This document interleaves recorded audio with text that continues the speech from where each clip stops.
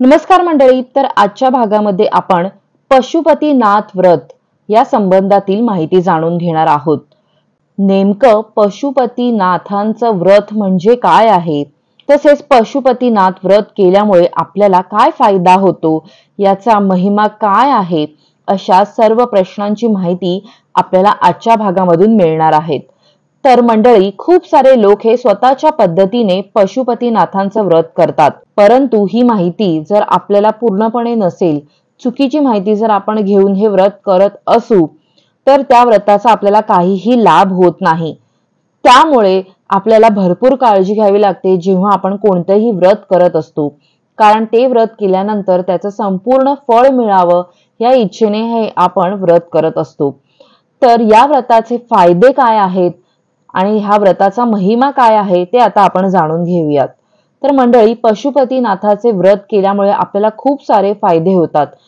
जेव्हा तुम्ही कोणतंही व्रत करता तेव्हा ते पूर्ण भक्ती आणि श्रद्धेने केले तरच त्याचा आपल्याला फायदा होतो आणि आपल्या मनामध्ये जी इच्छा असते, जी मनोकामना आपण घेऊन हे व्रत करतो ती पूर्ण होते.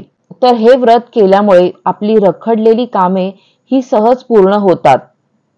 एकदा तुम्ही महादेव पशुपतीनाथांच्या चरणी जाल तेव्हा देवांचे देव महादेव तुमची खरी श्रद्धा पाहून केलेल्या उपवासाचे फळ तुम्हाला नक्कीच देतात. आणि शिवमहापुराणामध्ये सुद्धा याबद्दल माहिती दिलेली आहे. तर मंडळी, आतापर्यंतच्या माहितीमधून तुमच्या लक्षात आलंच असेल की पशुपतीनाथ हे दुसरे तिसरे कोणीही नसून देवांचे देव महादेव म्हणजेच भगवान शिवशंकरांना समर्पित असं हे व्रत आहे. तर पशुपतीनाथ व्रत कधीपासून सुरू करावा हा महत्वाचा प्रश्न आहे. तर मंडळी, पशुपतीनाथांचं व्रत हे करण्यासाठी कोणताही महिना निश्चित नाही. त्यामुळे तुम्ही हे व्रत कधीही कोणत्याही महिन्यामध्ये सुरू करू शकता. यासाठी तुम्हाला कोणतीही तारीख किंवा मुहूर्त बघण्याची गरज नाही. यासाठी तुम्ही कोणत्याही सोमवारी हे व्रत सुरू करू शकता. मग तो कृष्ण पक्ष असो वा शुक्ल पक्ष असो, फक्त तुम्हाला दिवसाचा वार म्हणजे हा सोमवार असावा एवढंच फक्त आपल्याला लक्षात ठेवायचं आहे. तर मंडळी, तुम्हाला असा सुद्धा प्रश्न पडेल की हे व्रत कोण करू शकत नाही, म्हणजे कोणी करू नये, हा जर तुम्हाला प्रश्न पडला असेल तर त्याचं सुद्धा उत्तर आपल्याकडे आहे. तर मंडळी, देवांचे देव महादेव हे स्वतः सृष्टीचे पालनहार आहेत. या जगातील सर्व प्राण्यांचे देव देवतांचे नाथ ते आहेत. म्हणून त्यांना हे कधीच वाटणार नाही की माझ्या भक्तांना कोणत्याही प्रकारचे कष्ट व्हावेत. म्हणून जे लोक वयस्कर आहेत, आजारी आहेत किंवा ज्या महिला गर्भवती आहेत त्यांनी हे व्रत करू नये, कारण की ह्याच्यामध्ये काही नियम आहेत आणि त्याचा त्यांना त्रास होऊ शकतो. तर पशुपतीनाथाचं व्रत कोण करू शकतं याबद्दलची आता आपण माहिती घेऊयात.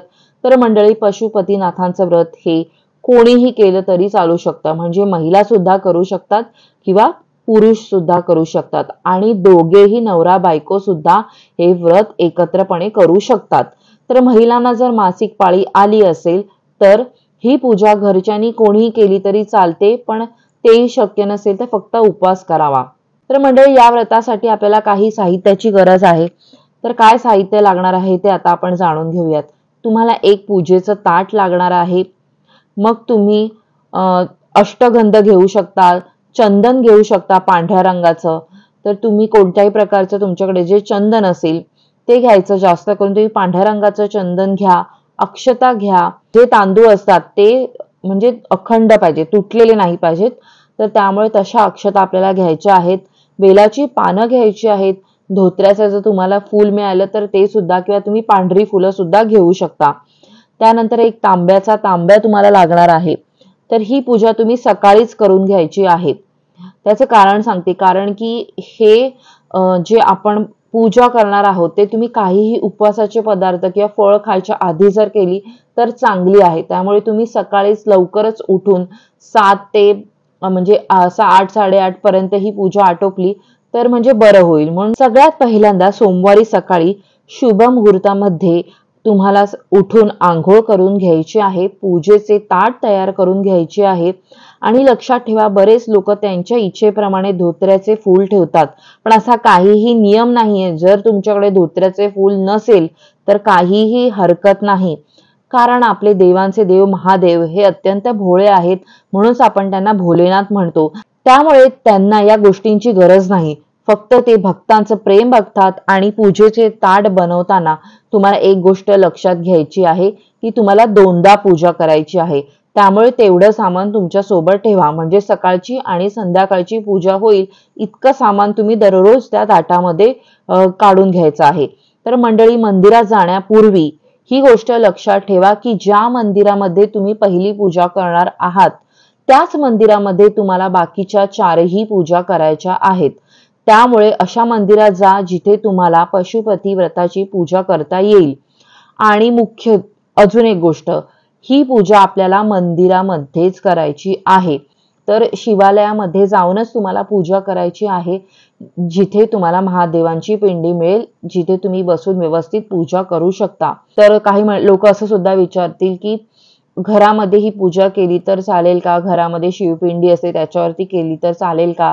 तर नाही, त्याचा तेवढा तुम्हाला लाभ होत नाही. या व्रताचा तुम्हाला काही फायदा होणार नाही जर तुम्ही हे घरी केलं तर.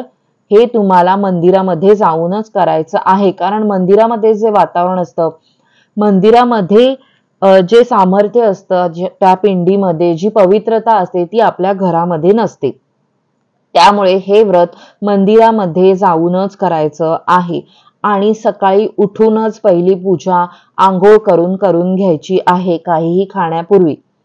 यानंतर मंदिरात जाऊन पहिल्यांदा देवाच्या पाया पडायचं आहे आणि मनातल्या मनात उपवासाचा तुम्हाला संकल्प करायचा आहे. तर सोमवारी खूप सारे भक्त दर्शन घ्यायला येत असतात, त्यामुळे त्यांनी वाहिलेली बेल, पाने, फुलं ही शिवलिंगावर असतात. त्यामुळे सर्वप्रथम शिवलिंग व्यवस्थित आपल्याला साफ करून घ्यायची आहेत. ती फुलं वगैरे तुम्ही बाजूला काढून ठेवा. तुम्ही पाण्याने शिवलिंगाला व्यवस्थित अभिषेक करून घ्या. पिंडी स्वच्छ धुवून घ्या, अभिषेक करून घ्या व्यवस्थित. त्यानंतर थोडंसं पाणी वाटीमध्ये धरा आणि पूजा करताना कोणतीही घाई करू नका. अगदी शांततेमध्ये आपल्याला ही पूजा करायची आहे. मन एकदम स्थिर आणि शांत ठेवायचं आहे.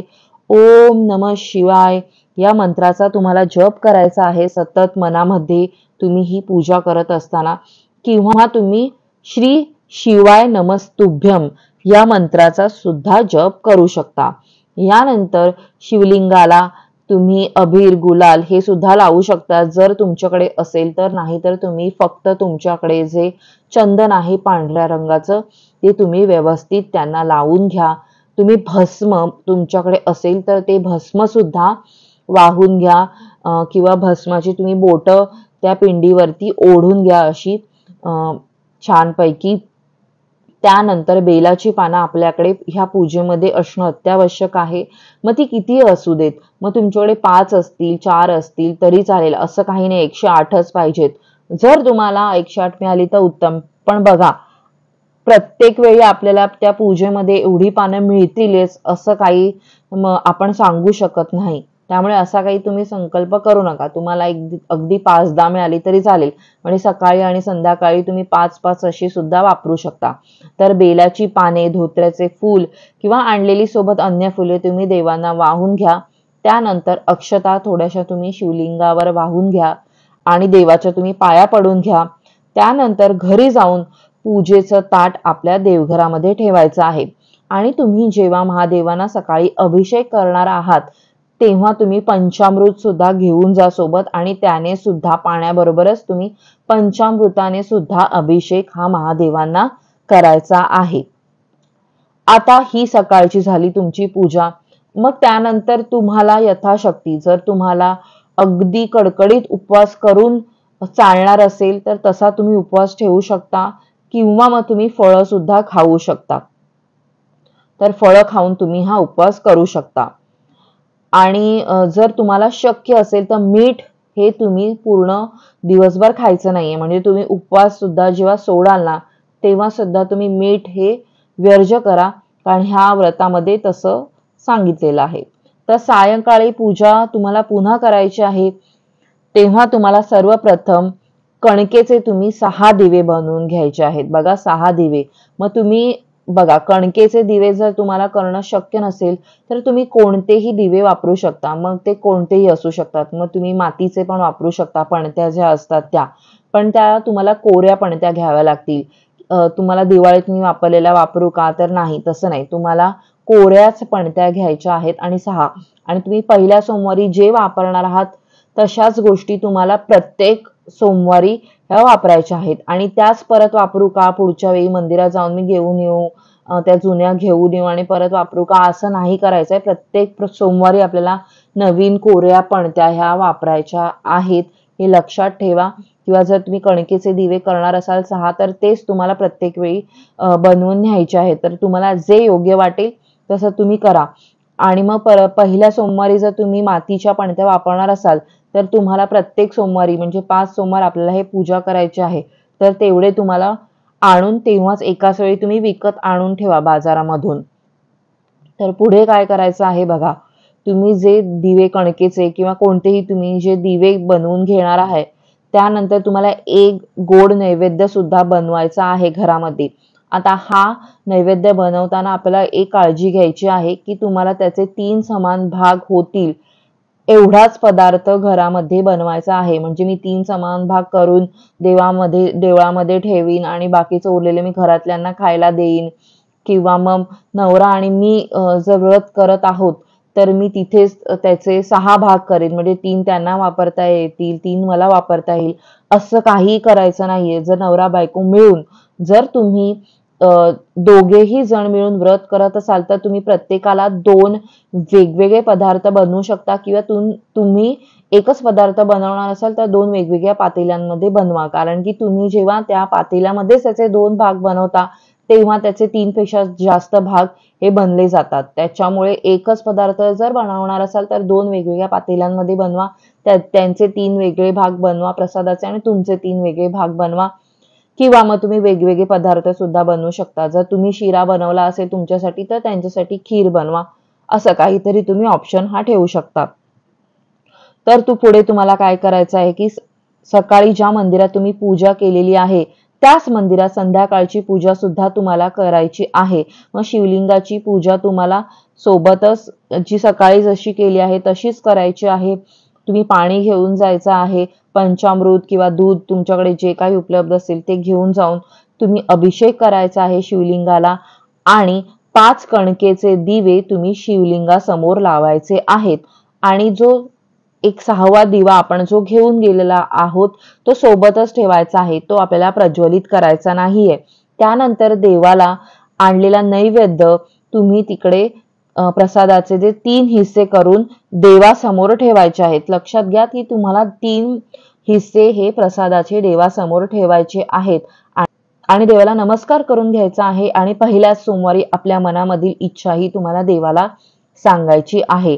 आणि त्यानंतर प्रसादाचे 2 हिस्से हे आपल्याला देवासमोरच राहू द्यायचे आहे. ते तिथेच ठेवायचे आहेत आणि एक हिस्सा तुम्हाला तुमच्या सोबत घेऊन यायचा आहे. आता हे झालं. त्याच्यानंतर घराजवळ आल्यानंतर घरात येण्यापूर्वी घराच्या दारामध्ये तुम्ही जेव्हा याल तेव्हा एक दिवा हाताच्या तुमच्या दरवाजाच्या म्हणजे उजव्या हाताला तुमचा जो दरवाजा असेल त्याच्या उजव्या हाताला तो दिवा तुम्हाला प्रज्वलित करायचा आहे आणि दारामध्येच तो ठेवून द्यायचा आहे आणि तुम्हाला मग घरामध्ये प्रवेश करायचा आहे. तर उपवास सोडण्यापूर्वी मंदिरातून आणलेला हा प्रसाद सुद्धा तुम्हाला घरी गेल्यानंतर ग्रहण करून घ्यायचा आहे आणि हा प्रसाद तुम्ही इतर कोणालाही देऊ नका. जो उपवास करणार आहे त्याने स्वतःच हा प्रसाद ग्रहण करायचा असतो आणि त्यानंतर जेवण करून उपवासा तुम्ही सोडू शकता. तर अशा पद्धतीने पहिल्या सोमवारची पूजा ही तुमची संपन्न होईल आणि अशाच पद्धतीने बाकीही 4 सोमवारी तुम्हाला पूजा करून घ्यायची आहे. तर तुमचा अशा प्रकारे जर तुम्ही हे सर्व नियम पाळलेत तर तुमचं पशुपतीनाथांचं व्रत हे संपन्न होईल. तर अजून एक गोष्ट जे आपल्याला नेहमीचे प्रश्न असतात, तर मांसाहार करायचा का? तर मांसाहार करू नका. मांसाहार तुम्हाला संपूर्ण टाळायचा आहे. तुम्हाला तुमचे 5 सोमवार होईपर्यंत मांसाहार टाळा. जर तुम्ही शाकाहारी असाल तर काही प्रश्न येणार नाही. दुसरा प्रश्न जो बायकांना असतो, पाळीच्या दिवशी जर सोमवार आला तर त्या दिवशी काय करायचं? तर त्या दिवशी तुम्ही उपवास करा, पण आपल्याला तो धरायचा नाहीये. त्याच्यामुळे तुम्हाला एक एक्स्ट्रा सोमवार करावा लागेल. म्हणजे 5 ऐवजी तुम्ही 6 सोमवार कराल किंवा मध्ये दुसरी काही अडचण आली बघा, काही सोयर आलं, सुतक आलं तर ते स्किप करायचं आहे आणि पुढचा अजून एक तुम्हाला ऍडिशनल त्याच्यामध्ये ऍड करून तेवढे सोमवार करावे लागतील. तर हेच एवढे सोपे नियम आहेत, जास्त काही कठीण नाहीये. फक्त 2-3 गोष्टी लक्षात ठेवा की सकाळी आणि संध्याकाळी 2 वेळा आपल्याला पूजा करायची आहे.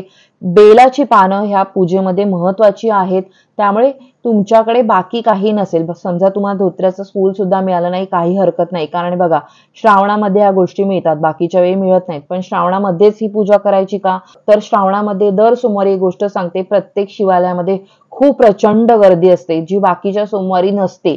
तर तुम्हाला शांतपणे व्यवस्थित अशी पूजा करायची असेल ना, तर श्रावणामध्येच करा असं मी काही म्हणणार नाही. तुम्ही कोणत्याही सोमवारी कोणत्याही महिन्यामध्ये करा. शांततेमध्ये तुम्हाला मन लावून, चित्त लावून तिथे पूजा करायला मिळाली पाहिजे. तुम्हाला आजपासून वाटत आहे तर आज बघा, आज सोमवार आहे, पण आज तुम्हाला व्हिडिओ जेव्हा मिळेल तोपर्यंत कदाचित दुपारी वगैरे मिळाला तर पुढच्या सोमवारपासून तुम्ही त्वरित हे व्रत करू शकता.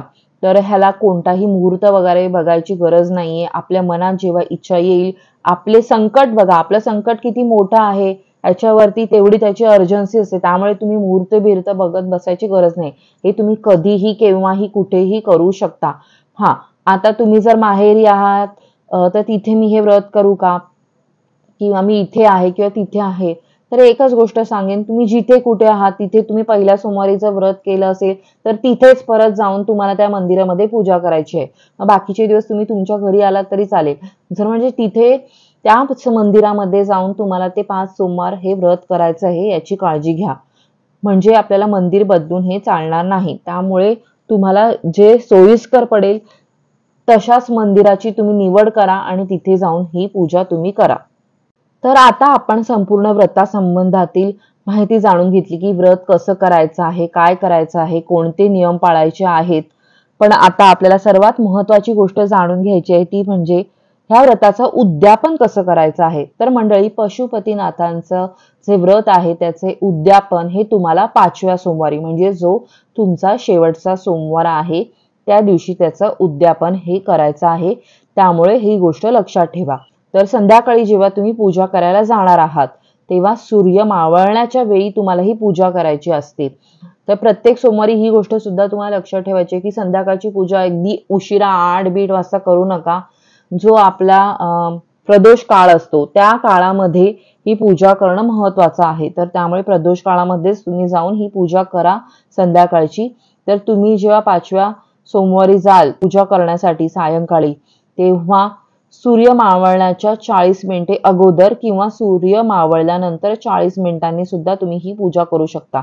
तर उद्यापन कसं करायचं आहे, तर आपल्याला 1 नारळ आणि 11 किंवा 21 किंवा 51 रुपये बघा, तुमच्या यथाशक्ती तुम्हाला हे अर्पण करायचे आहेत. आणि उद्यापन करताना एक महत्वाची गोष्ट की तुम्हाला 108 मग कोणत्याही तुम्ही गोष्टी घेऊ शकता. तुम्ही तांदूळ, गहू हे कोणत्याही गोष्टी घेऊ शकता किंवा बेलाची पानं. तर ह्या तिन्हीपैकी म्हणजे कोणतंही तुम्ही कडधान्य हे घेऊ शकता किंवा बेलाची पानं, पण ती 108 असावीत. ती 108च्या संख्येमध्ये असावीत ह्याची काळजी घ्या. आणि ते तुम्हाला अर्पण करायचं आहे. आणि सगळे एकदाच अर्पण करायचे नाहीत, तर एक एक करून तुम्हाला ते अर्पण करायचे आहेत. म्हणजे सगळे मी एकत्र वेळी तांदूळ टाकून दिले किंवा एकत्रच मी ते गहू टाकून दिले असं नाही करायचंय, किंवा ती बेलाची पानं मी एकत्र ठेवून दिली असं नाही. तुम्हाला एक एक एक असं ते हळूहळू व्हायचं आहे. तर अशा प्रकारे तुम्हाला हे साधं सोपं असं हे व्रत आहे, त्याचं उद्यापन करून झाल्यानंतर देवांना तुम्ही हे व्रत माझ्याकडून करून घेतलं निर्विघ्नपणे, यासाठी त्यांना तुम्ही धन्यवाद द्यायचे आहेत. आणि ह्याची प्रचिती अनेक लोकांना आलेली आहे. 100% म्हणजे 1000% तुमची इच्छा ही पूर्ण होतेच असा अनेक लोकांचा अनुभव आहे. त्यामुळे हे व्रत तुम्ही नक्की करू शकता. ह्या महिन्यात करा, पुढच्या महिन्यात करा, श्रावणात केलं तरी सुद्धा चालेल. तेव्हा सुद्धा तुम्ही हे व्रत करू शकता, काहीही हरकत नाही. सकाळी उठून फक्त लवकर जा आणि म्हणजे मंदिरामध्ये पूजा करा, म्हणजे शांतपणे तुम्हाला व्यवस्थितपणे ही पूजा करता येईल. तर अशी ह्या व्रताची ख्याती आहे की जो कोणी हे व्रत अगदी मनापासून श्रद्धा ठेवून, पण हे बघा श्रद्धा ठेवून करा, तुम्ही मनात काही 1% सुद्धा शंका आणू नका. तुमच्या मनातली एक इच्छा पूर्ण झाली म्हणून तुम्ही हे व्रत केलं, तर त्याच्यानंतर परत तुमची दुसरी कोणती तरी अजून एखादी अडचण आहे किंवा संकट आहे, त्याच्यावरती तुम्हाला उपाय म्हणून हे व्रत पुन्हा एकदा करायचं आहे. तर मग लगेचच नाही करायचं. 3-4 महिन्याचा मध्ये गॅप जाऊ द्यायचा, अवधी जाऊ द्यायचा आणि मग दुसरं व्रत हे तुम्ही करू शकता. अजून एक शंका असते, की मी दुसऱ्यासाठी हे व्रत करू का? म्हणजे बघा तुमची एखादी मैत्रीण आहे, बहीण आहे, भाऊ आहे किंवा कोणीही आहे, किंवा एखादी आजारी व्यक्ती आहे, त्याच्यासाठी मला हे व्रत करायचं आहे. तर त्याच्यासाठी हे मी करू का? तर नक्कीच करू शकता. म्हणजे तुम्हाला स्वतःच्याच गरजांसाठी हे व्रत करायचं आहे असं नाही. तुम्ही दुसऱ्याला काहीतरी मिळावं त्याच्यासाठी ती व्यक्ती स्वतः हे व्रत नाही करू शकत. तर म्हणून तिच्यासाठी हे म्हणजे मनामध्ये आपण इच्छा धरून हे व्रत करू का? काही लोकं आपल्या मुलांसाठी करतात. म्हणजे त्याला चांगलं करिअर व्हावं, मार्क मिळवावेत किंवा अजून काही हेल्थ चांगली राहावी कोणाची म्हणून. तर तसं करू शकता का? तर जरूर करू शकता. काहीच हरकत नाही. तर मंडळी अशी होती ही आजची पशुपतीनाथांच्या व्रताची माहिती. तर तुम्हाला कशी वाटली हे कमेंट्समध्ये मला नक्की कळवा आणि तुम्हाला जर काही प्रश्न असतील तर ते सुद्धा तुम्ही कमेंट्समध्ये टाका. मी माझ्या पद्धतीने जर मला त्याची उत्तरं माहिती असतील तर तुम्हाला नक्की त्या कमेंट्सवरती रिप्लाय देण्याचा प्रयत्न करीन. तर मंडळी आजचा भाग तुम्हाला आवडला असेल तर नक्की लाईक, कमेंट, शेअर करा. पुढल्या भागात भेटूया एका नवीन विषयासह. तोपर्यंत लोभ असावा. धन्यवाद. हर हर महादेव.